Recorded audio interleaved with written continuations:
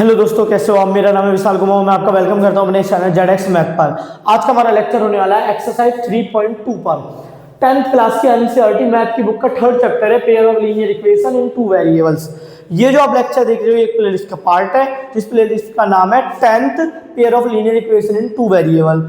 ये इस प्लेलिस्ट का तीसरा लेक्चर है। इससे पहले इस प्लेलिस्ट में मैं 2 लेक्चर और अपलोड कर चुका हूँ। जो मेरा पहला लेक्चर था वो था इंट्रोडक्शन पे, जिसमें मैंने आपको इस पूरे चैप्टर का ओवरव्यू दिया था। वो लेक्चर मैं आपको रिकमेंड करूंगा, जरूर देखें। मोस्ट इंपॉर्टेंट लेक्चर है वो लेक्चर देखोगे तो ये चीजें आसानी से समझ में आएंगी।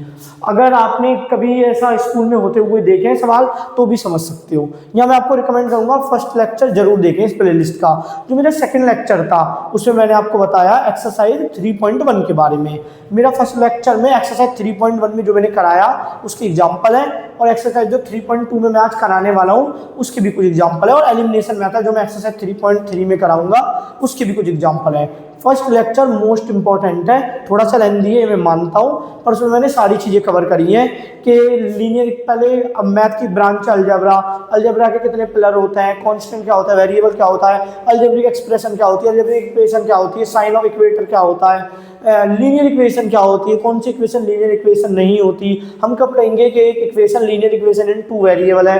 फिर मैंने आपको बताया था 2 लाइन, ये जो लीनियर इक्वेशन होती है, linear equation in two variable, इसकी जनरल फॉर्म क्या होती है, और अगर दो linear equation in two variable हो तो उनकी 2 लाइन ड्रॉ होती हैं। मैंने आपको ये भी बताया था कि क्यों एक linear equation in two variable का ग्राफ एक लाइन प्लॉट करता है। फिर मैंने आपको 3 कंडीशन बताई थी, a1/a2, इनको रेशियो कहते हैं। अगर a1/a2 इक्वल नहीं होता b1/b2 के तो यूनिक सॉल्यूशन होता है, लाइन इंटरसेक्ट करती है एक पॉइंट पर। मैंने आपको दूसरा केस बताया था a1/a2 equal to b1/b2 equal to c1/c2। अगर ये केस होता है तो दोनों लाइन इनफाइनाइटली मैनी सॉल्यूशन होते हैं, दोनों लाइनें क्या होती हैं, कोइंसिडेंट लाइन होती है, एक दूसरे के ऊपर ही आ जाती हैं। और मैंने आपको लास्ट केस बताया था a1/a2 equal to b1/b2 not equal to c1/c2। इसमें क्या होता है, दोनों लाइनें एक दूसरे के पैरेलल होती हैं और नो सॉल्यूशन आता है, क्योंकि दोनों लाइनों के बीच में एक भी पॉइंट ऑफ इंटरसेक्शन नहीं है। आज हमारा लेक्चर होने वाला है एक्सरसाइज 3.2 पे, तो चलिए शुरू करते हैं। आज हम यूज करने वाले हैं सब्स्टिट्यूशन मेथड। ये सब्स्टिट्यूशन मेथड कैसे यूज करना है मैंने लेक्चर 1 में आपको थोड़ा सा ओवरव्यू दे रखा है, फिर भी आपको समझ में आ जाएगा, मैं यहाँ पर भी एक बार समझाऊंगा। क्वेश्चन नंबर 1 में कहा जा रहा है solve the following pair of linear equation by substitution method. हमें ये सारे के सारे pair of linear equation solve करना है किस मेथड का यूज करके, सब्स्टिट्यूशन मेथड का यूज करके। तो देखिए पहला वाला पार्ट करते हैं। क्वेश्चन नंबर 1 का फर्स्ट पार्ट आपको क्या दिया है इक्वेशन में। पहली इक्वेशन आपको दे रखी है x plus y equal to 14 और दूसरी में लिया है x minus y equal to 4। तो आपको ऐसे x और y ढूंढने हैं जिनका समीशन तो 14 आ जाए, जिनका सब्ट्रैक्शन 4 आए। वही 2x और y का समीशन 14 आना चाहिए, उन्हीं 2x और y का सब्ट्रैक्शन 4 आना चाहिए। तो देखिए मैंने फर्स्ट स्टेप क्या लिखा था वहां पर, सबसे पहले आप एक वेरिएबल को निकाल लीजिए, अलोन कर लीजिए, एक वेरिएबल को निकालिए दूसरे वेरिएबल के टर्म में किसी भी इक्वेशन से। तो मान लीजिए मैं यहां से निकालता हूं x, इसको मान लीजिए इक्वेशन 1, इसको मान लीजिए इक्वेशन 2, यहाँ पर y है। तो देखिए माइनस का है, राइट हैंड साइड में जाके क्या हो जाएगा, प्लस का। तो x की वैल्यू निकल गई। अब जो x की वैल्यू निकली है इक्वेशन नंबर 2 से, उसे पुट करना है इक्वेशन नंबर 1 में।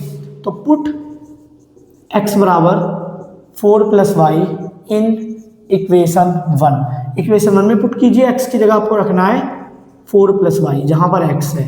ये y की जगह, x की जगह 4 प्लस वाई, ये x की वैल्यू है, और y की जगह y इक्वल टू 14।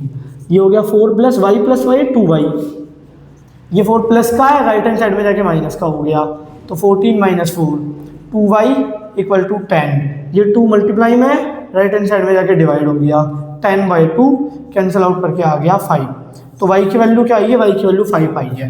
तो देखिए वो स्टेप क्या थे, आप लेक्चर 1 देख सकते हो। पहला स्टेप ये था, एक वेरिएबल की वैल्यू निकालनी है दूसरे वेरिएबल के टर्म में, फिर जो वेरिएबल की वैल्यू आई है उसे दूसरी इक्वेशन में रखना है। जिस इक्वेशन से वेरिएबल की वैल्यू निकाली उस इक्वेशन में नहीं रखना, उसके अलावा किसी इक्वेशन में रखना है। उसके बाद एक लीनियर इक्वेशन बन जाएगी एक ही वेरिएबल में, उसे सॉल्व करना है, और जो y की वैल्यू आएगी उसे दोबारा सब्स्टिट्यूट कर देना है। इसको मान लेते हैं इक्वेशन 3। तो आप लिख सकते हैं put y equal to 5 in equation 3। y equal to 5 आप इक्वेशन 3 में पुट करोगे। तो देखिए इक्वेशन 3 क्या, x equal to 4 plus y, y की जगह 5 आ गया क्योंकि y की वैल्यू है 5। तो x की वैल्यू क्या आ गई 9। तो हमें x और y निकालने होते हैं, x और y निकल गए। तो x क्या आया है 9, y क्या आया है 5। यही हमारा आंसर। हमने एलिमिनेशन मेथड क्यों नहीं लगाया, क्योंकि सवाल में बोला है सब्स्टिट्यूशन मेथड से करना है, एलिमिनेशन मेथड से जल्दी हो जाता। देखिए सब्स्टिट्यूशन मेथड, तो सब्स्टिट्यूशन मेथड कैसे काम करना है, कैसे काम करता है, पहले एक वेरिएबल की वैल्यू निकाल ली दूसरे वेरिएबल के टर्म में, जिस इक्वेशन से वेरिएबल की वैल्यू निकाली उस इक्वेशन को छोड़ दीजिए और जो बची हुई इक्वेशन है उसमें उस वेरिएबल की वैल्यू पुट कर दीजिए। जैसे आप पुट करोगे एक लीनियर इक्वेशन बन जाएगी एक वेरिएबल में। फिर उस लीनियर इक्वेशन को सॉल्व करा, 8th में आपने सीखा है सॉल्व करना। फिर y की वैल्यू निकाल ली, जो y की वैल्यू निकली उसे दोबारा उस इक्वेशन में जो आपने ऑब्टेन करी थी एक वेरिएबल के टर्म में उसमें पुट कर दीजिए और y और जो वेरिएबल बच गया उसकी वैल्यू निकल जाएगी। तो y की वैल्यू पुट कर दी 5 और x की भी वैल्यू आ गई। अब वेरीफाई कैसे करोगे, देखिए 9 + 5 14 सही है, 9 - 5 4 ये भी सही है। तो आप वीडियो पॉज करके लिख सकते हो। मैं सेकंड क्वेश्चन कराता हूँ। अब देखिए सेकंड पार्ट देखते हैं, सी का सेकंड पार्ट क्या है। सेकंड पार्ट में भी ऐसे ही करना है, सेम टू सेम, बस कुछ नंबर्स बदल गए, बाकी तो कुछ नहीं बदला। तो सवाल है s - t = 3 और दूसरी इक्वेशन है s/3, ये s है 5 मत समझना, ये भी ऐसी है। और ये हो गया +t/2 = 6। इसे मान लिया इक्वेशन 1, इसे मान लिया इक्वेशन 2। तो सबसे पहला स्टेप क्या है, किसी भी एक वेरिएबल की वैल्यू निकाल लो दूसरे वेरिएबल के टर्म में। जो निकालना आसान है मैं वो करूँगा। यहाँ से s की वैल्यू निकालना आसान है। देखिए s - t = 3, ये t राइट हैंड साइड में चला जाएगा, s की वैल्यू क्या आ जाएगी 3 + t। अब ये इक्वेशन 2 में पुट कर दीजिए। इक्वेशन 1 से तो निकालिए s की वैल्यू, पुट s = 3 + t इन इक्वेशन 1। इक्वेशन 1 में पुट करेंगे तो देखिए s की जगह क्या आ जाएगा 3 + t/3 t/2 = 6। अब इसे सॉल्व कीजिए, ये एलसीएम लिया, एलसीएम लेके आ जाएगा 6। 3 के टेबल में 6 आता है 2 बार में, तो इस पूरे को 2 से मल्टीप्लाई करना है। पूरे को करना है तो ब्रैकेट लगाया। अब 2 के टेबल में 6 आता है 3 बार में, तो इसे 3 से मल्टीप्लाई करा। अब देखिए ये हो जाएगा 6, ये हो जाएगा 2t और ये प्लस में 3t/6 = 6। अब ये मल्टीप्लाई, ये डिवाइड में राइट हैंड साइड में जाएगा तो मल्टीप्लाई हो जाएगा 6 प्लस ये ऐड करके क्या हो जाएगा 5t और ये हो गया मल्टीप्लाई 6 × 6। अब इधर देखिए तो 6 + 5t = 6 × 6 36 और ये माइनस हो जाएगा राइट हैंड साइड में जाके 5t = 36 - 6 5t = 30, 36 में से 6 गया 30 और t की वैल्यू क्या आ जाएगी, ये मल्टीप्लाई में राइट हैंड साइड में जाके डिवाइड में और t की वैल्यू आ जाएगी 6। पर आंसर अभी पूरी तरह से सॉल्व नहीं हुआ है, पूरा आंसर नहीं है। t की वैल्यू 6 आई है, मैं s की भी वैल्यू चाहिए, तो इसको मान लिया इक्वेशन 3। अब इसमें पुट कर देना, put t = 6 in equation 3। Equation 3 में हम t की वैल्यू पुट करेंगे। इक्वेशन 3 क्या थी, s = 3 + t और t की वैल्यू क्या है 6। यहाँ पर भी 6 लिख देते हैं, यही कर देते हैं। ये क्या हो जाएगा 9। तो देखिए वैल्यू आ गई, s की वैल्यू क्या आई है 9। देखिए इक्वेशन 3 क्या आती है, s = 3 + t, 3 की जगह 3, t की जगह 6 पुट करा तो s की वैल्यू आई है 9, t की वैल्यू आई है 6। वेरीफाई कैसे करोगे, पुट करके देखिए 9, s की जगह 9, t की जगह 6, 9 - 6 3 सही है और ये हो जाएगा 9/3 जो कि 3 होता है, ये हो जाएगा 6/2 जो 3 होता है, 3 + 3 6 ये भी सही है। तो हमारा सेकंड पार्ट भी हो गया। वीडियो पॉज करके लिख लीजिए, मैं थर्ड पार्ट कराता हूँ। ये क्वेश्चन नंबर 1 का सेकंड पार्ट था। अब करते हैं थर्ड पार्ट, देखते हैं थर्ड पार्ट कैसे होगा। थर्ड पार्ट में भी सेम टू सेम ही करना है। मैं अभी चाहूँ तो सवाल रोक के आपको एक चीज़ बता सकता हूँ, पर मैं अभी नहीं बता रहा क्योंकि तब कंक्लूजन आएगा तभी देख लेंगे। देखिए वो बात क्या है, क्योंकि ये सवाल बाकियों से अलग है। क्यों अलग दिखलाता हूँ। 3x - y = 3 और 9x - 3y = 9। इसको मान लिया इक्वेशन 1, इसको मान लिया इक्वेशन 2। अब क्या करेंगे हम, अब एक वेरिएबल की वैल्यू निकालनी है दूसरे वेरिएबल के टर्म में, जो भी आपको आसान लगे। तो देखिए मैं इक्वेशन 1 ले रहा हूँ, 3x - y = 3, ये राइट हैंड साइड में चला गया 3x की वैल्यू आ गई 3 + y, और x की वैल्यू क्या आ गई 3 + y/3। तो ये x की वैल्यू निकल गई। अब इसे पुट करेंगे इक्वेशन 2 में। पुट x = 3 + y, क्योंकि इक्वेशन 2 को एक वेरिएबल में बनानी है लीनियर इक्वेशन। ये x की वैल्यू पुट करेंगे इन इक्वेशन 2। इक्वेशन 2 में पुट करना है। 9 × x की जगह लिखा 3 + y whole divided by 3 minus 3y = 9। अब देखिए 9 कट जाएगा 3 से 3 बार में, तो ये आ जाएगा 3, 39 नहीं है, 3 से 9 गया 3 टाइम्स, तो ये यहाँ पर बचा 3, ये हो गया 3 + y माइनस 3y = 9। ये हो जाएगा 9, ये हो जाएगा 3y माइनस 3y = 9। ये 3y तो ये वाला चल रहा है, 3y से 3y कटा, y = y। अब आप यहाँ पर हैरान हो सकते हो, ये क्या हो गया, हमें तो सॉल्यूशन निकालने थे, मतलब ये जो लीनियर इक्वेशन थी वन वेरिएबल में, इसे तो सॉल्व करने के बाद y की वैल्यू आनी थी। जो y की वैल्यू आती है मैं इसमें पुट करता x की वैल्यू आती, पर यहाँ पर तो 9 = 9 आ गया। ये ट्रू है, 9 = 9 क्या है, ट्रू। कभी भी ऐसा आ जाए ना सॉल्व करते हुए, आपने पहले ध्यान ना दिया हो इक्वेशन पे, आप सॉल्व करते करते ऐसा कोई फैक्ट मिल गया 9 = 9, तो समझ लेना इनफाइनाइटली मैनी सॉल्यूशन। तो आंसर क्या है, कोई एक सॉल्यूशन नहीं है जो हम निकाल लें, इनफाइनाइटली मैनी सॉल्यूशन। आप कहोगे ये क्यों, अब मैं कहूँगा ध्यान से देखिए इक्वेशनों को। अगर मैं आपसे पूछूं a1 क्या है, लेक्चर नंबर 1 का यूज कर रहा हूँ, a1 क्या है, पहली इक्वेशन में x का कोफिशिएंट 3, b1 क्या है, पहली इक्वेशन में y का कोफिशिएंट -1, c1 क्या है, पहली इक्वेशन में कांस्टेंट टर्म में इधर आ जाएगा स्टैंडर्ड फॉर्म बनाने के लिए -3। ऐसे ही a2 क्या है, दूसरी इक्वेशन में x का कोफिशिएंट, b2 क्या है, दूसरी इक्वेशन में y का कोफिशिएंट, c2 क्या है, दूसरी इक्वेशन में इधर आएगा स्टैंडर्ड फॉर्म बनाने के लिए 0, दूसरी इक्वेशन का कांस्टेंट टर्म। अब बताइए a1/a2 3/3 कैंसिल आउट करके क्या आ जाएगा, ये 9 है, सॉरी a2 है 9, तो ये हो जाएगा 3/9 कैंसिल आउट करके क्या आ जाएगा 1/3। ये हो गया b1/b2, b1 क्या है, b1 -1 और ये -3, ये भी माइनस से माइनस कट गया 1/3, c1/c2 ये -3 -9, माइनस से माइनस कट गया 3 से 3 से गया एक बार में, 3 से गया 3 बार में, तो देखिए तीनों बराबर है। इसका मतलब a1/a2 b1/b2 और c1/c2। और अगर ऐसा होता है तो तुम कहते हैं कि इनफाइनाइटली मैनी सॉल्यूशन, इसलिए इस केस में इनफाइनाइटली मैनी सॉल्यूशन आए, क्योंकि ये वो केस है जिसमें एक लाइन दूसरी लाइन के ऊपर आ जाती है, एक लाइन दूसरी लाइन को ओवरलैप करती है, दोनों लाइन कोइंसिडेंट होती हैं। और हमारे सॉल्यूशन क्या होता है, पेयर ऑफ लीनियर इक्वेशन के वो पॉइंट सॉल्यूशन होता है जो पॉइंट दोनों लाइन पर लाई करता है। अगर एक लाइन दूसरी लाइन को ओवरलैप करेगी तो ऐसे इनफाइनाइटली पॉइंट मिल जाएंगे, तो इनफाइनाइटली मैनी सॉल्यूशन हो जाएंगे। आप इसका कुछ भी एक का सॉल्यूशन निकाल लीजिए, वो दूसरे का भी सॉल्यूशन है।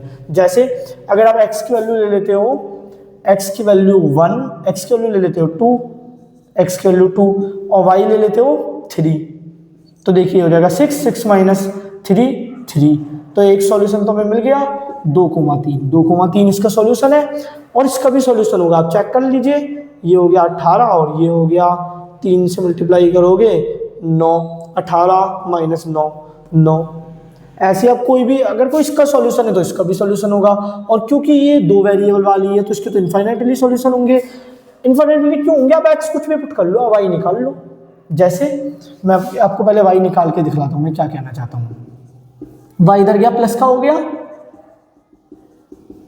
और ये 3 इधर आ गया माइनस का हो गया। अब देखो मैं क्या कहना चाहता हूँ, इस इक्वेशन में आप कुछ भी पुट करते रहो y निकलता रहेगा, तो ऐसे बहुत सारे सॉल्यूशन बन जाएंगे x, y, x, y, x, y, और जो इसका सॉल्यूशन है वो इसका भी सॉल्यूशन है, क्योंकि ये दोनों इक्वेशन एक ही है। अगर आप इसमें से 3 कॉमन ले लो तो 3 कॉमन लेके राइट हैंड साइड में कैंसिल हो जाएगा, क्योंकि इस इक्वेशन की इनफाइनाइटली मैनी सॉल्यूशन है। क्योंकि आप देखिए आप x कुछ भी पुट कर लीजिए y आता रहेगा, और जो इसके सॉल्यूशन है वो इसके भी सॉल्यूशन है। अभी तक हम देख रहे थे जो ये सवाल थे, जरूरी नहीं है इसके इनफाइनाइटली सॉल्यूशन है, पर जो इसके सॉल्यूशन है वो इसके सॉल्यूशन हो ऐसा जरूरी नहीं है, पर यहाँ पर ऐसा है क्योंकि दोनों इक्वेशन एक ही है। अगर मैं 3 कॉमन ले लूँ ये दोनों इक्वेशन एक जैसी बन जाएंगी, तो इसके तो इनफाइनाइटली सॉल्यूशन है और जो इसके सॉल्यूशन है वो इसके भी सॉल्यूशन है, तो इन दोनों के इनफाइनाइटली मैनी सॉल्यूशन हो गए, इसलिए हम कह रहे हैं infinitely many solution, infinitely many solution. ये बात सच है कि इस इक्वेशन के भी इनफाइनाइटली मैनी सॉल्यूशन है, इसके भी इनफाइनाइटली मैनी सॉल्यूशन है, क्योंकि अब x की वैल्यू कुछ भी पुट कर लो, इधर उधर ले जाके लेफ्ट टू राइट करके आपको y मिलता रहेगा। पर ऐसे सॉल्यूशन इनफाइनाइटली नहीं है जो दोनों को सेटिस्फाई करें।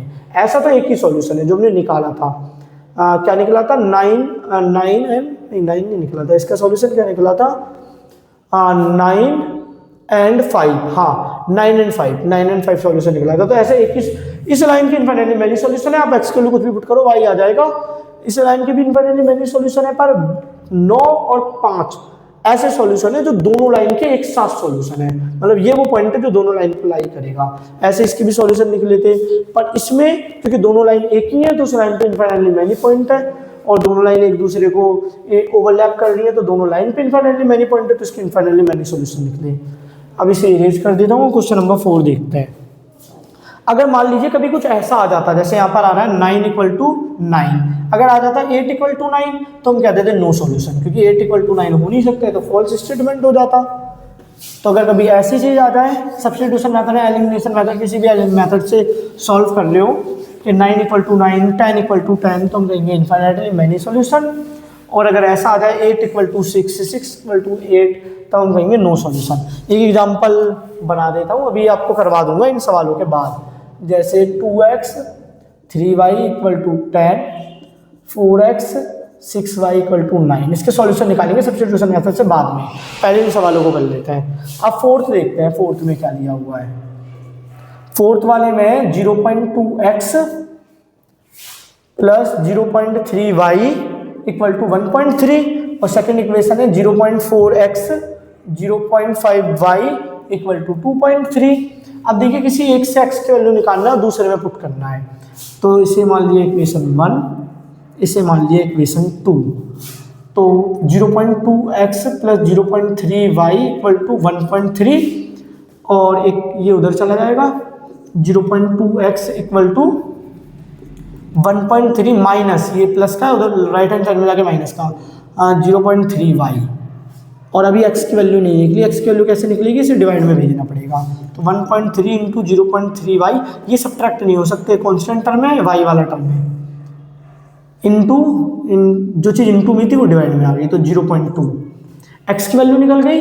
अब इसे हम पुट करेंगे, इक्वेशन 1 से निकालिए x की वैल्यू, तो इक्वेशन 2 में पुट करना है। Put x = 1.3 - 0.3y whole divided by 0.2 in equation 2। Equation 2 में पुट कीजिए 0.4 x की जगह 1.3 - 0.3y whole divided by 0.2 plus 0.5y = 2.3। अब देखिए इससे कट जाएगा 2 बार में। अब देख सकते हो 0.2 को तो आप 2 से मल्टीप्लाई करते हो तभी आता है 0.4, तो ये तो 2 बार में कट गया। अब जो बाहर है उसका मल्टीप्लाई होगा हर टर्म से, ये हो जाएगा 2.6, ये क्या हो जाएगा 0.6y प्लस में 0.5y = 2.3, ये हो जाएगा 2.6। ये देखिए ये माइनस का है प्लस का है, प्लस माइनस माइनस, तो माइनस करेंगे 0.6 में से 0.5 आएगा 0.1, और प्लस का है माइनस का, साइन किसका लगता है जो बड़ा वाला होता है, तो माइनस का, तो माइनस का 0.1y = 2.3। अब ये काम कीजिए, ये प्लस में राइट हैंड साइड में जाके माइनस में हो जाएगा, क्योंकि हमें y की वैल्यू निकालनी है, और किसी भी वेरिएबल की वैल्यू कब निकलेगी तब वो अकेला हो जाएगा। अब ये हो जाएगा -0.1, ये सब्ट्रैक्ट करेंगे, प्लस का है माइनस का है तो माइनस हो जाएगा, 0.3 साइन आएगा बड़े वाले का। अब इधर देखिए ये y के मल्टीप्लाई में -0.1 इसे डिवाइड में भेज दीजिए, y क्या हो जाएगा -0.3 होल डिवाइडेड बाय -0.1, ये कैंसिल हो गया, और इसके टेबल में 3 बार में आता है। आप चेक भी कर सकते हो, 0.1 को अगर 3 से मल्टीप्लाई करोगे तभी आएगा 0.3। तो y की वैल्यू तो आ गई। अब y की वैल्यू इस इक्वेशन में पुट कर दीजिए, जिसको हम इक्वेशन 3 कह रहे हैं। तो पुट y = 3 इन इक्वेशन 3। इक्वेशन 3 क्या है, x = 1.3 - 0.3 × 3 होल डिवाइडेड बाय 0.2, तो x की वैल्यू आ गई 1.3। ये सब ये मल्टीप्लाई कीजिए पहले, 0.9 होल डिवाइडेड बाय 0.2, ये 13 में से 9 गया 4, और पॉइंट है तो 0.4, 0.2, और ये आता है 2 बार में, तो x की वैल्यू आ गई 2 टाइम्स में आता है। तो हमें मिल गया x की वैल्यू है 2, y की वैल्यू है 3। आप चेक कैसे करोगे, देखिए यहाँ पर 2 पुट कीजिए, ये क्या हो जाएगा 0.4, यहाँ पर 3 पुट करोगे 0.9, तो 0.4 0.9, अभी पॉइंट को भूल जाइए, 4 9 13, फिर वो पॉइंट लगा के भी देख सकते हो। ऐसे ये वाला भी चेक कर लीजिए, ये 2 से मल्टीप्लाई करोगे 0.8, ये हो जाएगा 0 पॉइंट नहीं, ये 3 से मल्टीप्लाई करेंगे तो 1.5 0.8 1.5 0.8, ये हो जाएगा 2.3। हाँ तो सही आ रहा है, आप वेरीफाई भी कर सकते हो ताकि आपको पता हो जाए आपने कोई मिस्टेक तो नहीं की। अब मैं इसे इरेज कर रहा हूँ और 5th क्वेश्चन करा रहा हूँ। 5th क्वेश्चन देखते हैं 5th क्वेश्चन कैसे होगा। करने का तो यही तरीका है, बस थोड़ा सा आपको लग सकता है कि हाँ ये रूट वगैरह है। जो तेज स्टूडेंट होता है उनको तो ये सारा ही ईजी है, पर जो अभी पढ़ रहे हैं बस पेपर से पहले, उनके लिए दिक्कत देंगे। तो ये रहा हमारा 5th, √2x plus √3y equal to 0, √3x minus √8y equal to 0। किसी भी इक्वेशन से x की वैल्यू निकाल लीजिए, y की वैल्यू निकाल लीजिए, एक वेरिएबल को अलोन करना है। तो देखिए मैं ये इक्वेशन चुनता हूँ, इसको मान लिया इक्वेशन 1, इसको मान लिया इक्वेशन 2। √3x माइनस √8y, हाँ ठीक है, इक्वल टू 0। ये माइनस का है, राइट हैंड साइड में जाएगा प्लस का हो जाएगा। अभी एक वेरिएबल नहीं निकला, ये किसमें मल्टीप्लाई में, राइट हैंड साइड में जाके डिवाइड में हो जाएगा। तो ये निकल गया x की वैल्यू। अब मैं पुट करूंगा, इक्वेशन 2 से निकाली है तो मैं इक्वेशन 1 में पुट करूंगा।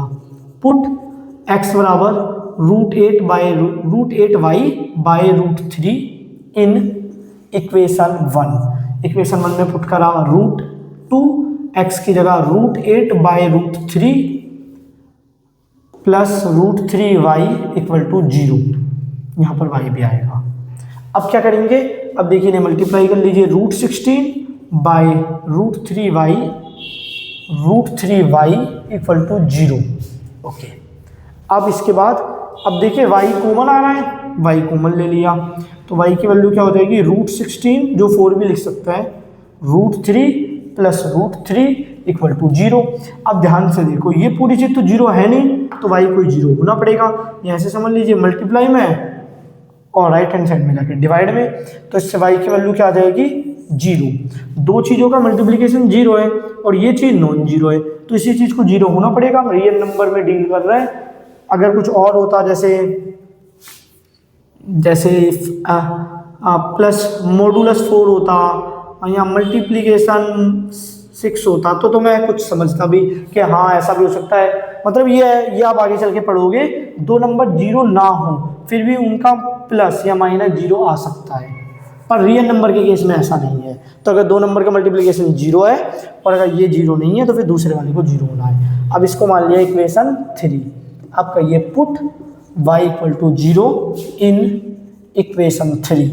इक्वेशन 3 में पुट कर दीजिए √8 बाय √3 और इनटू में आ जाएगा 0 और ये 0 से मल्टीप्लाई होकर 0, तो हमें आंसर मिल गया x की वैल्यू 0, y की वैल्यू 0।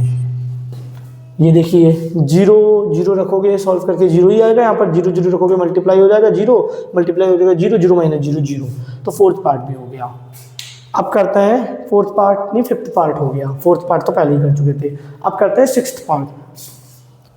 ये क्वेश्चन नंबर 1 का लास्ट पार्ट है, फिर मैं एक क्वेश्चन एक्स्ट्रा कराऊंगा कि अगर ऐसे सवाल होंगे तो क्या आएगा।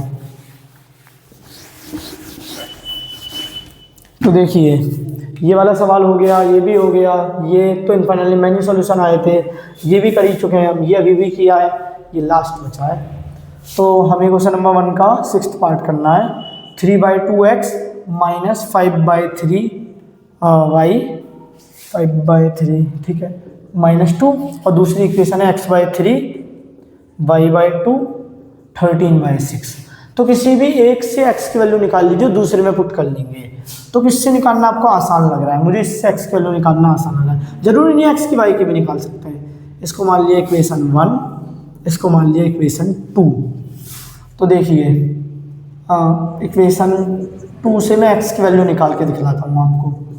ये प्लस में पूरा इधर आके माइनस में हो जाएगा, तो हमें मिलेगा 13/6 माइनस y/2, और ये किस में, ये डिवाइड में राइट हैंड साइड में जाके मल्टीप्लाई में हो जाएगा 13, और पूरे के मल्टीप्लाई में होगा इसलिए मैं ब्रैकेट लगा रहा हूँ, अगर एक के मल्टीप्लाई में होता तो ब्रैकेट की नीड ही नहीं थी। अब देखिए सॉल्व करिए, ये एलसीएम क्या आएगा 6, 6 के टेबल में 6 आता है एक बार में, तो इसे 1 से मल्टीप्लाई किया। 2 के टेबल में 6 आता है 3 टाइम्स, तो इसे 3 से मल्टीप्लाई करा। और बाहर क्या है, बाहर 3 है, 3 से 6 क्या 2 बार में, अभी नहीं कट सकता था पर अब कट सकता है, अभी एक ही टर्म है 2 बार में। तो x की वैल्यू क्या आ गई 13 minus 3y whole divided by 2। x की वैल्यू आ गई, हमने x को अकेला कर लिया। अब x की वैल्यू हमने किस इक्वेशन से निकाली है 2 से, तो हम पुट किस में करेंगे 1 में। अभी तब मैंने x को अलोन करा है, ये मुझे थोड़ा सा सिंप्लीफाई करना पड़ा क्योंकि पुट भी करूंगा ना। तो put x equal to 13 minus 3y whole divided by 2 in equation 1। Equation 1 में पुट कर रहा हूँ 3/2 13 minus 3y whole divided by 2 minus 5/3y equal to -2। अब देखिए न्यूमिनेटर का न्यूमिनेटर से मल्टीप्लाई होगा, डिनोमिनेटर का डिनोमिनेटर से। ये हो जाएगा 39, ये हो जाएगा -9y, ये हो जाएगा 4 माइनस 5y/3 -2। अब एलसीएम ले लीजिए, एलसीएम हो जाएगा 12। 4 के टेबल में 12 आता है 3 बार में, तो इसे 3 से मल्टीप्लाई करना है अभी। और 3 के टेबल में 12 आता है 4 टाइम्स, तो इसे 4 से मल्टीप्लाई करना है, 4 से मल्टीप्लाई करना है। ये -2 चल रहा है। ये कितना हो जाएगा 27, 27 का 2 117, ये हो जाएगा 27y और ये हो जाएगा 20y 12 इक्वल टू -2। ये डिवाइड में राइट हैंड साइड में जाएगा, मल्टीप्लाई में हो जाएगा। ये हो जाएगा 117 माइनस माइनस प्लस, तो ये हो गया 47y और ये मल्टीप्लाई हो जाएगा -2 इंटू 12 जो होता है -24। अब ये प्लस का है, ये भी राइट हैंड साइड में जाके माइनस हो जाएगा। -47y equal to -24 -117। अब मुझे थोड़ा सा स्पेस चाहिए, ये हो जाएगा, यहाँ पर कर रहा हूँ, पहले यहाँ से हम यहाँ गए, अब यहाँ से यहाँ -47y, ये minus minus minus minus plus, तो ये हो गया 1 और एक कैरी गया और ये हो जाएगा 14। ठीक है, वो भी माइनस का साइन बड़े वाले का आता है, दोनों ही माइनस के। y की वैल्यू क्या रहेगी -41/47।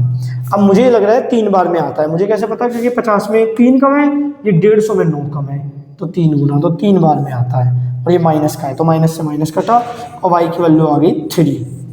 y की वैल्यू 3 आ गई। अब y की वैल्यू इक्वेशन में पुट कर दीजिए, x निकल जाएगा। x की वैल्यू क्या हो जाएगी 13 माइनस 3 इंटू वाई की वैल्यू 3 है बाय 2, और ये क्या हो जाएगा, ये हो जाएगा 9, 13 में से 9 गए 4/2 4/2 जो आ गया 2। तो हमारी x की वैल्यू क्या आई है 2, y की वैल्यू क्या आई है 3। एक बार फिर से, पहले मैंने x की वैल्यू निकाली, फिर वो x की वैल्यू इक्वेशन 1 में पुट करी, लीनियर इक्वेशन 1 वेरिएबल हो गई, इसे सॉल्व करा, y की वैल्यू आई है 3 और y की वैल्यू दोबारा से इस इक्वेशन में पुट कर दी। देखिए जहाँ पर y है वहाँ पर 3, तो ये कुछ इस तरीके से है। पहले हम ऐसे गए, ऐसे खत्म। तो क्वेश्चन नंबर 1 के सारे पार्ट हो गए। अब मुझे एक एक्स्ट्रा क्वेश्चन कराना था, वो था ये। वैसे हमें पता है नो सॉल्यूशन वाला केस है, क्यों बताता हूँ क्यों। आप वीडियो पॉज करके नोट कर लीजिए, मैं ये इरेज कर दूंगा। देखिए मैं बताता हूँ नो सॉल्यूशन वाला केस क्यों है। नो सॉल्यूशन वाला केस है क्योंकि जो लास्ट रेशियो है वो पहले दो रेशियो के बराबर नहीं है। देखिए a1 क्या है 2, b1 क्या है 3, c1 क्या है -10, इस साइड आ जाएगा। a2 क्या है 4, b2 क्या है 6, c2 क्या है -9। अब देखिए a1/a2 कैंसिल हुआ 1/2, b1/b2 कैंसिल हो गया 1/2, c1/c2 ये तो नहीं आ रहा 1/2, तो हमें मिला है a1/a2 equal to b1/b2 but not equal to c1/c2। इस केस में होता है नो सॉल्यूशन, लाइनें पैरेलल हो जाती हैं, नो सॉल्यूशन। पर मान लीजिए आपने इस बात पे ध्यान नहीं दिया और आपको पेपर में सवाल दिया गया है, कोई भी रैंडम पर्सन आपको कोई सवाल देता है, रैंडम मतलब ऐसे कंप्लीटली रैंडम नहीं, टीचर वगैरह, मतलब आपने एक्सपेक्ट ना किया हो कि क्वेश्चन आपके पास आ जाएगा, रैंडमली क्वेश्चन आपके पास आ गया, अब आपको सॉल्व करना है और आपने नहीं देखा कि इसके नो सॉल्यूशन है, आप बस सॉल्व करने लग गए, तो देखना आपको कुछ ऐसी चीज मिलने वाली है जो आपने सोची नहीं होगी। तो देखिए पहले एक्स की वैल्यू निकालते हैं, ये राइट हैंड साइड में चली जाएगा, माइनस हो गया, और x की वैल्यू क्या आ गई 10 minus 3y whole divided by 2। अब पुट करो इस इक्वेशन में, इक्वेशन 1 इक्वेशन 2 में पुट करो, पुट x बराबर 10 माइनस 3y बाई 2। ये सवाल बुक का नहीं है, अपनी तरफ से करा रहा हूँ। 4 into 10 minus 3y whole divided by 2 plus 6y equal to 9। ये कैंसिल हो गया 2 टाइम्स, तो ये हो गया 2 10 minus 3y plus 6y equal to 9। ये हो गया 20, ये हो गया माइनस 6y, ये हो गया प्लस 6y इक्वल टू 9। ये कैंसिल हो गया, 20 बराबर 9 आ रहा है, तो फॉल्स है। तो इस बात का ध्यान रखना, कभी आपको दो पेयर ऑफ लीनियर इक्वेशन दिए जाएंगे, आप उन्हें कई बार नहीं देखते कि इसके सॉल्यूशन एग्जिस्ट भी करते हैं नहीं, बस सॉल्व करने बैठ जाओगे। अगर 10 बराबर 10 आ गया, 100 बराबर 100 आ गया, तो इनफाइनाइटली मैनी सॉल्यूशन, जैसे उसमें आया था 9 बराबर 9। पर अगर कोई ऐसी चीज़ आ गई जो फॉल्स है, अगर ऐसी चीज़ आ गई तो हम क्या कहेंगे, नो सॉल्यूशन, क्योंकि ये वाला केस बन जाएगा। ओके, तो क्वेश्चन नंबर 2 देखते हैं। क्वेश्चन नंबर 2 में कहा गया है solve 2x plus 3y equal to 11 and 2x minus 4y equal to minus 24 and hence find the value of m for which y equal to mx plus 3। आपसे कह रहा है पहले आप ये दोनों इक्वेशन दी गई है, इन्हें सॉल्व करिए। सॉल्व करने का मतलब है x और y की वैल्यू निकालिए, फिर वो x और y की वैल्यू इसमें पुट करके m की वैल्यू निकालिए। क्योंकि जैसे ही आप इसे सॉल्व करोगे, इन दोनों पेयर ऑफ लीनियर इक्वेशन को या दोनों लीनियर इक्वेशन को, आपको x और y मिल जाएगा। x और y की वैल्यू इसमें पुट करोगे, m की वैल्यू निकाल लोगे। तो देखिए इजी क्वेश्चन है। पहले इक्वेशन लिखते हैं 2x plus 3y equal to 11, इसको मान लिया equation 1। 2x minus 4y equal to minus 24, इसको मान लिया इक्वेशन 2। अब देखिए मैं पहली इक्वेशन से x की वैल्यू निकालता हूँ, 11 माइनस 3y। चाहो तो x की वैल्यू निकाल लो, या ध्यान से देखो, हमें यहाँ पर 2x ही तो चाहिए, 2x की वैल्यू निकाल ली, डायरेक्ट पुट कर देंगे। अगर आपको ऐसा अच्छा नहीं लग रहा तो 2 मल्टीप्लाई में था, डिवाइड में चला गया, ये आ गया x की वैल्यू। फिर यहाँ पर पुट करोगे 2 से 2 कट जाएगा, फिर भी वही आएगा। तो देखिए अभी मैं ऐसे कर रहा हूँ क्योंकि मैंने वैसे x की वैल्यू निकाल के तो कई सवाल कर दिए। अब लिखिए पुट 2x, ये 2x कहाँ से आया, 2x equal to 11 minus 3y, ये प्लस का था माइनस हो गया राइट हैंड साइड में जाके। अब मैं कह रहा हूँ हमें पुट करना है 2x की वैल्यू, क्या पुट करनी है, 11 माइनस 3y इन इक्वेशन 1। तो इक्वेशन में जहाँ पर इक्वेशन 1 में नहीं, इक्वेशन 1 से तो निकालिए इक्वेशन 2। इक्वेशन 2 में जहाँ पर 2x है वहाँ पर ये वैल्यू पुट कीजिए। ध्यान से देखिए, जहाँ पर 2x है वहाँ पर मैंने ये पूरा पुट कर दिया। ये हो गया 11, ये क्या हो जाएगा, माइनस माइनस प्लस 7y, पर साइन बड़े वाले का आएगा, दोनों ही माइनस है। ये प्लस का है, राइट हैंड साइड में जाके माइनस का हो जाएगा। और माइनस 7y इक्वल टू ये हो जाएगा माइनस 11, ये प्लस का था जाके minus, minus minus plus, sign आएगा माइनस का बड़े वाले का, माइनस 35 बाय माइनस 7, माइनस से माइनस कैंसिल हुआ, और 7 के टेबल में 35 आता है 5 टाइम्स। तो y की वैल्यू क्या आ गई, y की वैल्यू आ गई 5। अब आप इक्वेशन 1 में पुट कर दीजिए, इक्वेशन 1 में पुट कर दीजिए, इक्वेशन 2 में पुट कर दीजिए, इक्वेशन 3 में पुट कर दीजिए, वो आपकी चॉइस है। तो मैं कर रहा हूँ put y equal to 5 in equation 3, क्योंकि ये बाकी के कंपैरिजन में ज़्यादा सॉल्व लग रही है, ज़्यादा ईजी लग रही है। 2x equal to 11 minus 3, y की वैल्यू क्या है 5। अब देखिए 2x equal to 11 minus 15, x की value 2x equal to minus 4, plus minus minus sign आएगा बड़े वाले का, x की वैल्यू आ गई माइनस 4/2, कैंसिल करके x की वैल्यू आ गई -2, x की वैल्यू -2 आई है, y की वैल्यू 5 आई है। अब आगे अब पुट करेंगे इस इक्वेशन में, पुट x बराबर -2 एंड y बराबर 5 in y equal to mx plus 3। इसमें पुट कीजिए, y की जगह आ जाएगा 5, यहाँ पर y है, m की जगह m रहेगा, x की जगह -2 और 3 की जगह 3, ये प्लस का इधर आके माइनस हो गया।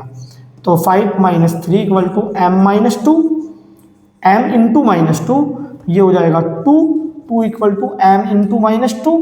अब यहाँ देखिए m की वैल्यू क्या हो जाएगी, मल्टीप्लाई में था, इधर जाके डिवाइड में, तो ये आ जाएगा 2 बाय -2, और कैंसिल आउट करके m की वैल्यू आ गई -1।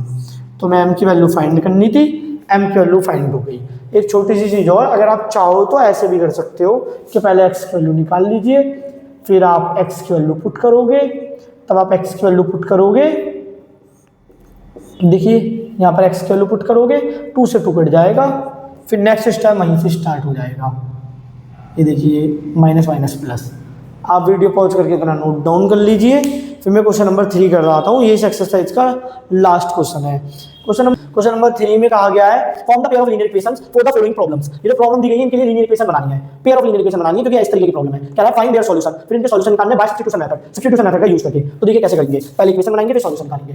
तो क्वेश्चन नंबर 3 का पहला पार्ट देखते हैं। कह रहा है the difference between two number is 26 and one number is 3 times the other, find them. दोनों नंबर फाइंड करना है। कह रहा है दो नंबर है घटा के 26 आ रहा है, जिनका सब्ट्रैक्शन 26 है, और एक नंबर दूसरे नंबर का 3 टाइम्स है, तो दोनों नंबर क्या है आपसे पूछ रहा है। तो देखिए कैसे करेंगे, आपको फर्स्ट नंबर पता नहीं पता, लेट लार्जर नंबर को मान लिया हमने x, और स्मॉलर नंबर को क्या मान लिया, स्मॉलर नंबर, क्योंकि दोनों को घटा के 0 तो नहीं आ रहा, तो कोई बड़ा होगा कोई छोटा होगा, तो लार्जर नंबर है x और स्मॉलर नंबर है y। अब अकॉर्डिंग टू क्वेश्चन, अब क्वेश्चन में क्या दिया गया है, कह रहा है difference between two number is 26। Okay, दो नंबर का डिफरेंस कितना है, लार्जर माइनस स्मॉलर, डिफरेंस दिया गया 26, ये बन गई मेरी इक्वेशन 1। और कह रहा है one number is 3 times the other.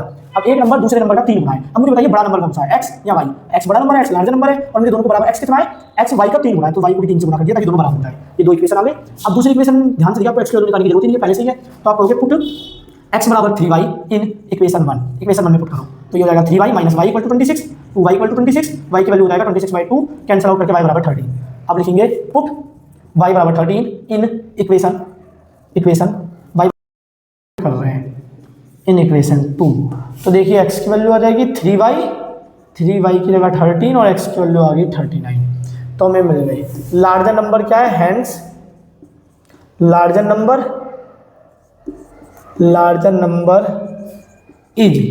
Number x था और x की वैल्यू आई है 39। स्मॉलर नंबर y था और y की वैल्यू आई है 30। तो बस हमें ये करना था और ये हो गया।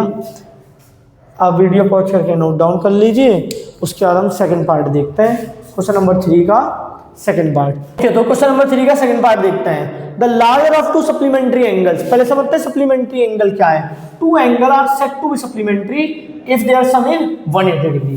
दो एंगल जिनका सम 180 डिग्री होता है उन्हें सप्लीमेंट्री एंगल कहता है। ऐसे दो एंगल जिनका सम 90 डिग्री होता है उन्हें कॉम्प्लीमेंट्री एंगल कहता है। और ऐसे टू एंगल जिनका सम 360 डिग्री होता है उन्हें क्या कहता है, कॉन्जुगेट एंगल्स। हमारे लिए भी सप्लीमेंट्री एंगल समझना जरूरी है। Two angle are set to be supplementary if sum of both of them is 180 degree. तो कह रहा है the larger of two supplementary angle, दो सप्लीमेंट्री एंगल है इनका सम 180 डिग्री होगा, उनमें से जो बड़ा नंबर है exceed the smaller by 18 degree. जो बड़ा वाला एंगल है, लार्जर एंगल स्मॉलर एंगल से 18 डिग्री बड़ा है। कह रहे हैं फाइंड देम, उन दोनों एंगलों को फाइंड करना है। तो देखिए लेट लार्जर एंगल को हमने एक्स मान लिया। स्मॉलर एंगल को क्या मानेंगे, स्मॉलर एंगल भी नहीं पता, स्मॉलर एंगल को y मान लिया। अब देखिए अकॉर्डिंग टू क्वेश्चन आपसे कहा गया है दोनों एंगल सप्लीमेंट्री एंगल है। सप्लीमेंट्री एंगल वो होता है जिनका सम 180 डिग्री आता है, और क्योंकि x और y सप्लीमेंट्री एंगल है इसलिए इनका सम क्या आएगा 180 degree, because x and y are supplementary angle, supplementary angles. तो इनका सम 180 डिग्री आना तय था। इसको मान लेते हैं इक्वेशन नंबर 1। आगे बोला जा रहा है larger of two angles exceed the smaller by 18 degree. x है y है, जो x है ना लार्जर एंगल वो y से 18 बड़ा है, तो y में भी अगर 18 जोड़ दूंगा तो दोनों बराबर हो गए। ये होगी मेरी इक्वेशन 2। देखिए ऐसे ही कहा जा रहा है, ये इसको इस तरीके से भी लिख सकते थे कि x अगर 18 बड़ा है y से तो x में से y घटा के 18 आना चाहिए। दोनों तरीके हैं आपके पास है, मैंने ये तरीका यूज करा क्योंकि बोला जा रहा है कि लार्जर नंबर एक्सीड्स कर रहा है स्मॉलर नंबर से 18 डिग्री, तो x बड़ा है y से 18, तो y में भी 18 जोड़ दिए, दोनों बराबर हो गए। अब देखिए तो x के टर्म में पहले से ही लिखा पड़ा है, पुट x बराबर y प्लस 18 इन इक्वेशन 1 में पुट करेंगे x की वैल्यू क्या है, y प्लस 18, ये x की जगह पर रखा है और y की जगह y equal to 180 degree, y plus y 2y plus 18 equal to 180 degree. ये प्लस का है, राइट हैंड साइड में जाके माइनस हो जाएगा, 2y equal to 180 degree minus 18 और 2y इक्वल टू ये हो जाएगा 162 डिग्री। आगे यहाँ पर डिग्री का साइन है, y की वैल्यू क्या हो जाएगी 162 डिग्री होल डिवाइडेड बाई 2 और y की वैल्यू आ गई 81 डिग्री, y आई है 81 डिग्री। अब y की वैल्यू इक्वेशन 2 में पुट कीजिए, put y equal to 81 degree in equation 2। Equation 2 में पुट करता है 81 डिग्री प्लस 18 डिग्री, तो ये हो गया 99 डिग्री। तो हमें एक्स और वाई चाहिए था, दोनों एंगल आ गए। तो लार्जर कॉम्प्लीमेंट्री एंगल क्या है, complementary angle, larger complementary angle है 99 डिग्री और स्मॉलर कॉम्प्लीमेंट्री एंगल हमने वाई माना था और वाई क्या आया है, वाई आया 81 डिग्री। आप चेक कैसे करोगे, चेक करोगे लैंग्वेज के अकॉर्डिंग। जैसे पिछले वाले दो नंबर आए थे वो क्या थे, वो तो 13 और 39, तो डिफरेंस क्या आएगा, डिफरेंस आएगा 26, डिफरेंस मतलब माइनस किया 26 जो कि दे रखा था, और एक एंगल दूसरे का 3 गुना भी था, तो पहला वाला तो सही था। अब दूसरे वाले का आंसर कैसे चेक करेंगे, कह रहा है larger of two supplementary angle, दोनों सप्लीमेंट्री होने चाहिए, तो क्या ये दोनों जोड़ के 180 डिग्री आएगा, हाँ, तो ये तो बात सही है। कह रहा है जो लार्जर एंगल है वो स्मॉलर एंगल से 18 डिग्री ज़्यादा है, तो देखिए सब्ट्रैक्ट करके 18 ही आ रहा है, तो ये भी बात सही है, तो हमारा आंसर सही है। अब देखते हैं थर्ड पार्ट, क्वेश्चन नंबर 3 का थर्ड पार्ट। ये आप वीडियो पॉज करके नोट डाउन कर लीजिए। क्वेश्चन नंबर 3 के थर्ड पार्ट में कहा जा रहा है the coach of the cricket team buy 7 bats and 6 ball for 3800, later she buy 3 bats and 5 balls for 1750, find the cost of each bat and ball. Okay, तो एक female coach है जिसने 2 बार item खरीदा है क्रिकेट से related. क्या खरीदा है, एक बार में उसने खरीदा 7 बैट्स और 6 बॉल्स, 7 बैट्स और 6 बॉल्स खरीदी है 3800 की, और बाद में उसने 3 बैट्स एंड 5 बॉल्स खरीदी है 1750 की। हमसे पूछा है कॉस्ट बताना है ईच बैट और ईच बॉल की। ओके, तो क्वेश्चन नंबर 3 का थर्ड पार्ट, तो पहले लेट करा, लेट कॉस्ट ऑफ 1 बैट, एक बैट की कॉस्ट मान ली x, ऐसे ही कॉस्ट ऑफ 1 बॉल की कॉस्ट भी नहीं पता, इसको मान लिया y। अब अकॉर्डिंग टू क्वेश्चन 7 बैट की कॉस्ट कितनी हो जाएगी, एक बैट की अगर कॉस्ट x है तो 7 बैट की 7x, एंड और क्या खरीदा गया 6 बॉल, एक बॉल की कॉस्ट क्या है y, तो 6 बॉल की क्या हो जाएगी 6y, और ये टोटल कॉस्ट कितनी आई है 3800 इतने के पड़े। और बाद में उस कोच ने क्या करा, 3 बैट्स खरीदे, 3 बैट्स, तो एक बैट की कॉस्ट क्या x, तो 3 बैट्स की कितनी होगी, 3 बैट्स की कॉस्ट 3x, और 5 बॉल्स खरीदी तो 5y इक्वल टू 1750। अब क्या करेंगे, अब एक से x की वैल्यू निकालिए और दूसरे में पुट कर दीजिए। x की वैल्यू कैसे, किसी भी इक्वेशन से निकाल सकते हैं, वो आपकी चॉइस है, मैं इससे निकाल रहा हूँ। तो इसको मान लिया इक्वेशन 1, इसको मान लिया इक्वेशन 2, तो 3x plus 5y equal to 1750, ये उधर जाके माइनस हो जाएगा, जरूरी नहीं आप x से निकालो, y भी निकाल सकते हो, वो आपकी चॉइस है। ये हो गया, ये 3 मल्टीप्लाई में राइट हैंड साइड में जाके डिवाइड में आ गया। एक छोटी सी चीज, ये आप घटा नहीं सकते, ये कांस्टेंट टर्म है, वेरिएबल वाला टर्म है, x की वैल्यू आ गई, इसको मान लेते हैं इक्वेशन 3। अब इक्वेशन हमने 1 से निकाली x की वैल्यू, या 2 से निकाली, तो पुट किस में करेंगे, 1 में पुट करेंगे। मुझे कैसे पता 2 से निकाली, क्योंकि देखिए इक्वेशन 2 लिखी है, फिर देखिए 3 नीचे गया है, तो पुट x बराबर 1750 माइनस 5y/3 इन इक्वेशन 1 में पुट करा, 7x की जगह 1750 minus 5y/3 plus 6y equal to 3800। अब ये मल्टीप्लाई हो जाएंगे, ये हो जाएगा 0, 35 का 3 गया कैरी, ये हो गया 2, 5, 12, ये आ गया 119 3, हाँ, और ये कितना हो गया 35y अपॉन में 3 है, ये हो गया 6y इक्वल टू 3800। अब इधर देखिए, अब एलसीएम लेंगे, इसके नीचे कुछ नहीं है तो 1 लिखा, एलसीएम आएगा 3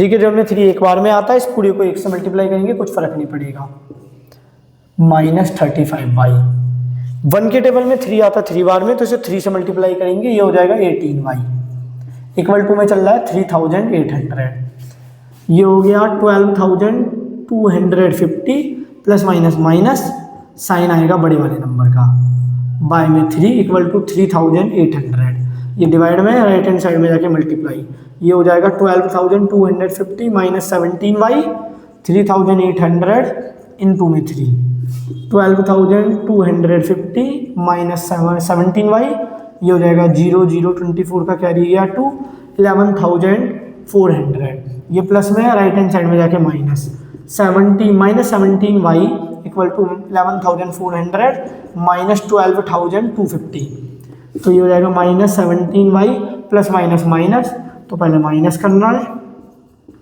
ये क्या हो जाएगा 0 5 और ये कितना बचा 6 2 8 8, तो ये हो गया 850, वो भी माइनस का। अब y की वैल्यू क्या आ जाएगी माइनस 850 बाय माइनस 17, माइनस से माइनस कटा 7 के टेबल में 5 बार में, तो 5 0 और यहाँ पर 1 0 5 6, ठीक है। तो y की वैल्यू क्या आ गई 50, y की वैल्यू आ गई 50, y थी क्या, y थी कॉस्ट ऑफ 1 बॉल, तो एक बॉल 50 रुपए की है। अब हम निकालेंगे x कैसे निकालेंगे, y की वैल्यू आ गई, इक्वेशन नंबर 3 में पुट कर दीजिए। तो देखिए वो मैं यहाँ कर रहा हूँ, पुट y बराबर 50 इन इक्वेशन 3, तो x की वैल्यू निकालेंगे, x की वैल्यू आ जाएगी 1750 minus 5 into 50 whole divided by 3, 1750 minus 250 whole divided by 3, और ये सब्ट्रैक्ट करोगे आ जाएगा 0 0 15 बाई 3, और ये कैंसिल करके आ गया 50, तो x की ये हो गया 5 और फिर 2 0, तो x की वैल्यू आ गई 500। इसका मतलब है कॉस्ट ऑफ वन बैट,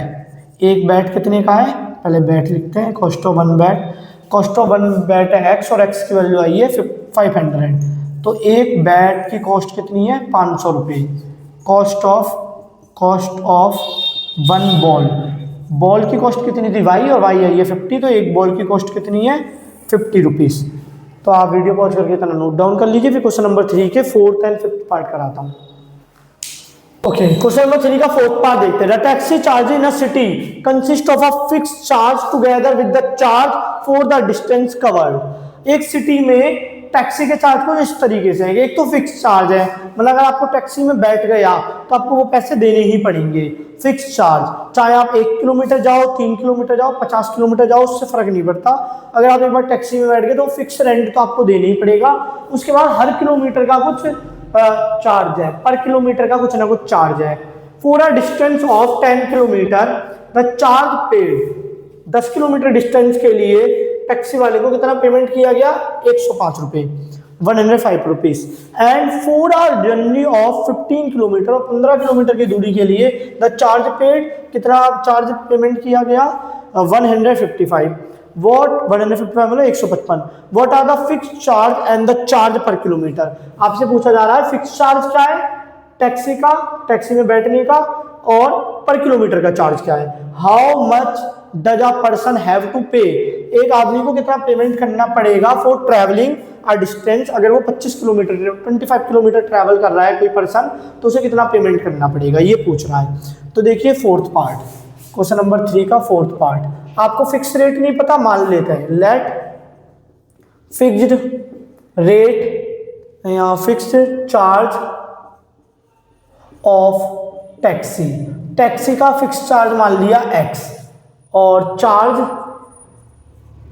पर किलोमीटर ऑफ टैक्सी, टैक्सी का पर किलोमीटर का चार्ज मान लिया y।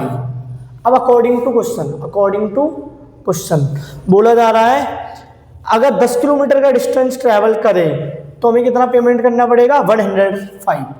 तो 10 किलोमीटर तक का हम डिस्टेंस ट्रैवल करेंगे तो हमें क्या देना पड़ेगा ड्राइवर को, एक तो फिक्स चार्ज देना पड़ेगा टैक्सी में बैठने का, फिक्स चार्ज के साथ एक किलोमीटर का चार्ज है y रुपए, तो 10 किलोमीटर का कितना हो गया 10y, और ये दोनों मिला के दे रहे हैं। 1 किलोमीटर का अगर मैं y रुपए मांग रहा हूं तो 10 किलोमीटर का चार्ज क्या हो जाएगा 10y, और उसे फिक्स चार्ज तो देना ही है, तो ये दोनों मिला के गए 105 रुपये, ऐसा बोला जा रहा है। इसको इक्वेशन 1 कह रहा हूँ। ये देखिए, एक टैक्सी में आदमी ने 10 किलोमीटर सफ़र करा किसी पर्सन ने, तो उसे 105 रुपीज़ चार्ज देने पड़े।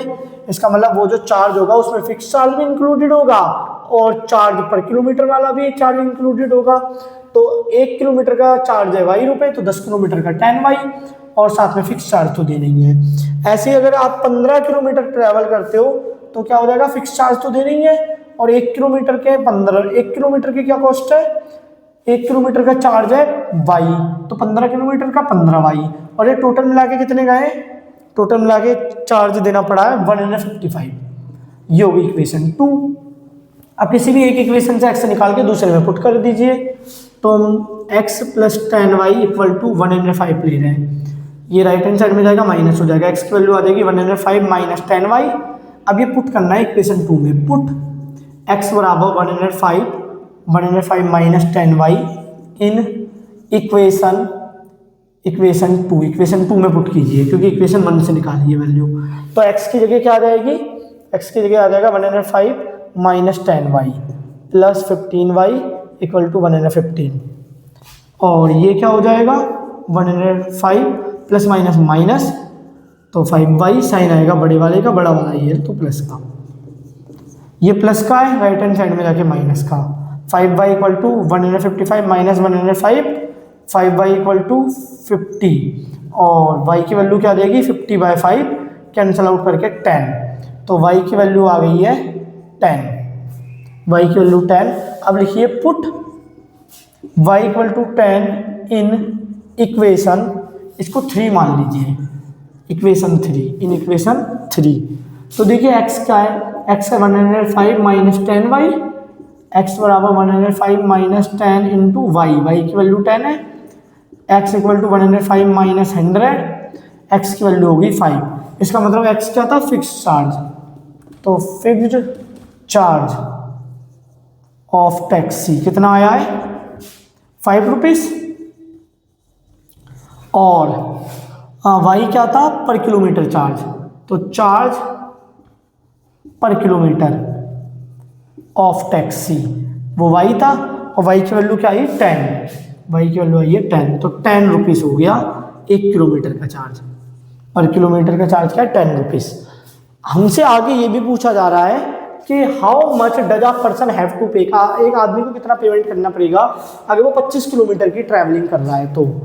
तो चार्ज, हमें स्पेस चाहिए, चार्ज यहाँ पर कर देता हूँ, charge paid by a person travelling 25 kilometre. एक आदमी 25 किलोमीटर ट्रैवल कर रहा है तो उसे कितना चार्ज देना पड़ेगा, फिक्स रेट तो देना ही पड़ेगा, फिक्स चार्ज तो देना ही पड़ेगा, और 1 किलोमीटर का वाई रुपये तो 25 किलोमीटर का 25 वाई, तो ये पूरा है पेमेंट देना पड़ेगा।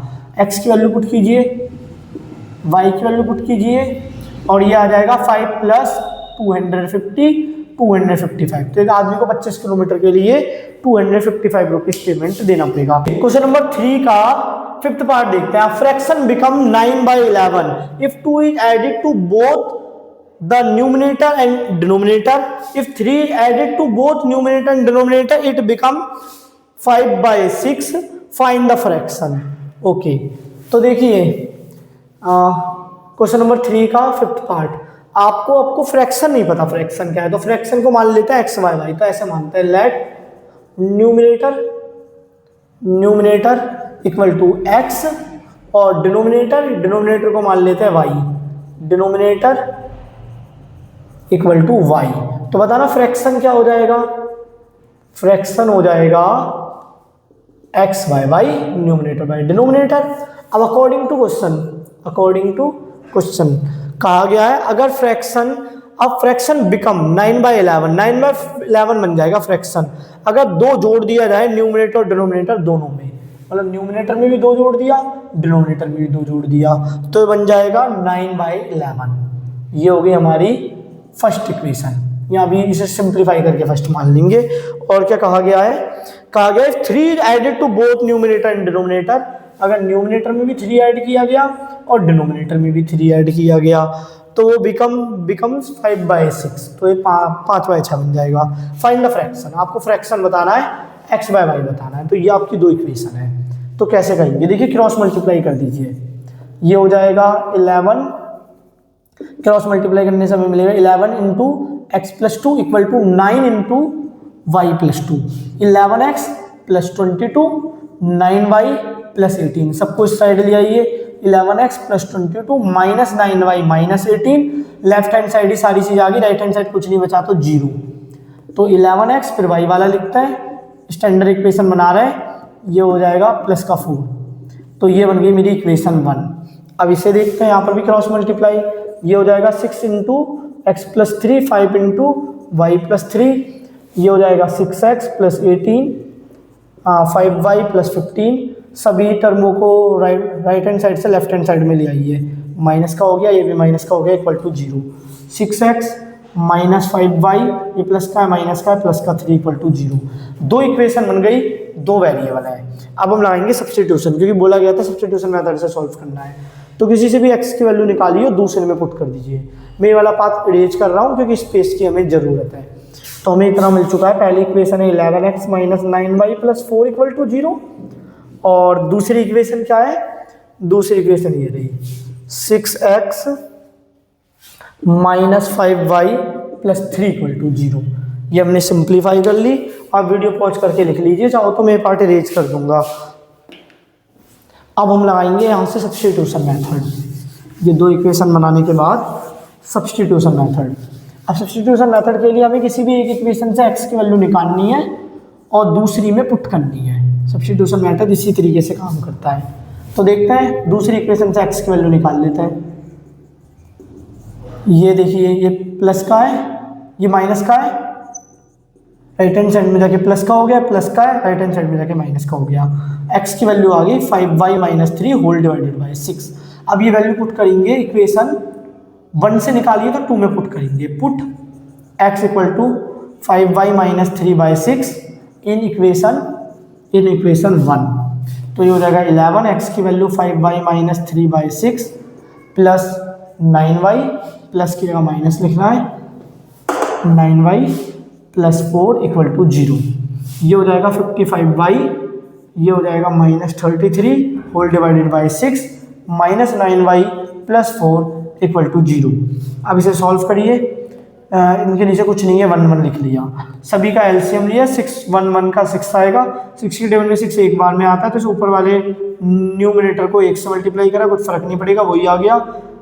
6 बार में तो इसे 6 से मल्टीप्लाई करा, 6 बार में तो इसे 6 से मल्टीप्लाई करा, इक्वल टू में 0 चल रहा है, ये मल्टीप्लाई हो जाएगा तो 0 हो गया।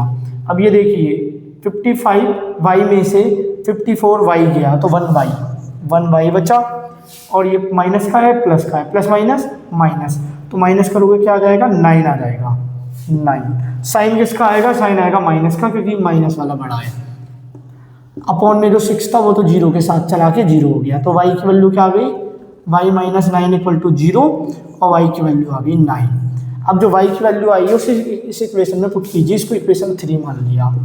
Put y equal to 9 in equation 3, तो देखिए x की वैल्यू क्या आ जाएगी, ये x की वैल्यू आ गई 45 minus 3 by 6, 42 by 6 cancel out करके 7, तो x की वैल्यू आ गई 7। हैंड्स फ्रैक्शन क्या हो गया, हैंड्स फ्रैक्शन एक्स वाई था, x की वैल्यू क्या है 7, y की वैल्यू क्या आई है 9, तो हमें फ्रैक्शन मिल गया। फ्रैक्शन क्या है हमारा 7/9। अब ये लास्ट क्वेश्चन बचा है, ये करते हैं, उसके बाद एक्सरसाइज मेरी तरफ से खत्म हो जाएगी, फिर आपको सारे क्वेश्चन प्रैक्टिस करने चाहिए। तो देखिए 6th पार्ट में कहा जा रहा है 5 year hence the age of Jacob will be 3 times that of his son. 5 year ago Jacob's age was 7 times that of his son. What are their present age? देखिए कह रहे हैं एक आदमी है जिसका नाम है जैकब और उसका एक बेटा है। 5 साल अगर मैं आगे की बात करूं, 5 साल फ्यूचर में जैकब की साल 3 गुनी हो जाएगी अपने बेटे की साल से, और 5 साल पहले जैकब की साल 7 गुनी थी अपने बेटे की एज से, बेटे की साल से। What are their present age, तो उनकी अभी आयु क्या है दोनों की। हिंदी में मैं बोलता हूँ 5 साल बाद जैकब की आयु अपने बेटे की आयु की 3 गुनी हो जाएगी, 5 साल पहले जेकोब की आयु अपने बेटे की आयु की 7 गुनी थी। तो अभी वर्तमान में उन दोनों की आयु क्या है? तो देखिए 6th पार्ट मान लेते हैं, लेट एज ऑफ जेकोब की एज को मान लिया x, age of his son, या जेकोब सन भी लिख सकते हो। जेकोब सन की एज कितनी है उसको मान लिया y। अब अकॉर्डिंग टू क्वेश्चन पहले आफ्टर 5 ईयर, 5 ईयर बाद, अकॉर्डिंग टू क्वेश्चन 5 ईयर बाद जेकोब की साल कितनी हो जाएगी? एज ऑफ जेकोब हो जाएगी x + 5, x ये सारी चीज ईयर में है, और एज ऑफ हीज सन उसके बेटे की एज कितनी हो जाएगी? y + 5, 5 साल बाद दोनों की एज 5 बढ़ जाएगी। अब लिखिए अकॉर्डिंग टू क्वेश्चन जैकोब की एज अपने बेटे की एज की कितनी गुनी हो जाएगी? 3 गुनी। तो जैकोब की एज ये रही, बेटे की एज ये रही। जैकोब की एज ज़्यादा है, कितनी ज़्यादा है? 3 गुनी अपने बेटे की एज से। तो अगर मैं उसके बेटे की एज को भी 3 से मल्टीप्लाई कर दूँ तो दोनों बराबर। अब इसे सॉल्व कीजिए, x + 5 ये हो जाएगा 3y, ये हो जाएगा 15। ये सारे टर्म लेफ्ट हैंड साइड में, x + 5 - 3y - 15 = 0। Right hand side में कुछ नहीं बचा तो 0। ये हो गया x - 3y, ये प्लस माइनस माइनस साइन आएगा बड़े वाले का। तो एक इक्वेशन तो बन गई। अब देखते हैं 5 ईयर्स एगो, 5 साल पहले एज क्या हो जाएगी जेकोब की? एज ऑफ जेकोब x - 5, और क्या हो जाएगी एज उसकी सन की? एज ऑफ हीज सन। उसके सन की एज y थी, तो 5 साल पहले कितनी रही होगी? y - 5। अब देखिए अकॉर्डिंग टू क्वेश्चन 5 साल पहले जैकोब की एज अपने बेटे की एज की 7 गुनी थी। जैकोब की एज ये रही, बेटे की एज ये रही। जैकोब की एज 7 गुनी थी बेटे की एज से, तो बेटे की एज को अगर हम 7 से मल्टीप्लाई करें दोनों बराबर हो गए। x - 5 ये हो जाएगा 7y, ये हो जाएगा -35। सभी को लेफ्ट हैंड साइड में ले आइए। माइनस का 7y प्लस का 35 = 0। x - 7y स्टैंडर्ड फॉर्म में लिख रहा हूँ, पहले x वाले y वाले फिर constant, plus minus minus sign आएगा बड़े वाले का। अब ये 2 इक्वेशन बन गई, 2 वेरिएबल है। इसे मान लेते हैं इक्वेशन 2। तो इक्वेशन 1 क्या आई है? x - 3y - 10 = 0। इक्वेशन 2 क्या आई है? इक्वेशन 2 आई है x - 7y + 30 = 0। आप वीडियो पॉज करके नोट कर लेना, क्योंकि मेरे को ये वाला पार्ट इरेज करना है। ओके, तो हमने दोनों की एज के कारण दो इक्वेशन बना ली। दोनों की एज में जो रिलेशन दी गई थी फ्यूचर और पास्ट की। तो एक से x की वैल्यू निकालिए, ये 3y हो गया प्लस का, 10 भी हो गया प्लस का, और दूसरे में पुट कर दीजिए। Put x = 3y + 10 in equation 2। तो x की जगह आ जाएगा 3y + 10, यहाँ पर पुट कर रहा हूँ x की जगह, -7y + 30 = 0। ये क्या हो जाएगा? y वाले -4y, ये हो जाएगा ++ 40 = 0। यही उधर चला गया, 40 प्लस का है, प्लस का 4y आ गया। y की वैल्यू क्या आ जाएगी? 40/4, y की वैल्यू आ गई 10। और ये जो एज थी ये प्रेजेंट एज थी, एज ऑफ जैकोब, ये भी लिख लेना आप, एज ऑफ, या ये present age of Jacob, present age of his son. तो y की वैल्यू आ गई। अब लिखिए पुट, इसको मान लेते हैं इक्वेशन 3। तो पुट y = 10 इन इक्वेशन 3। तो x की वैल्यू क्या आ जाएगी? 3 × 10 + 10, पहले मल्टीप्लाई होगा 30 + 10, और x की वैल्यू क्या आ गई? 40। तो प्रेजेंट एज ऑफ जैकोब की प्रेजेंट एज कितनी है? 40 ईयर्स, और उसके सन की कितनी है? Present age of his son. y था, y की वैल्यू आई है 10 ईयर। तो उम्मीद करता हूँ आपको समझ में आया होगा। बाकी आपको कोई डाउट हो कमेंट सेक्शन में लिख सकते हो, मैं नेक्स्ट लेक्चर में उसको सॉल्व कर दूंगा।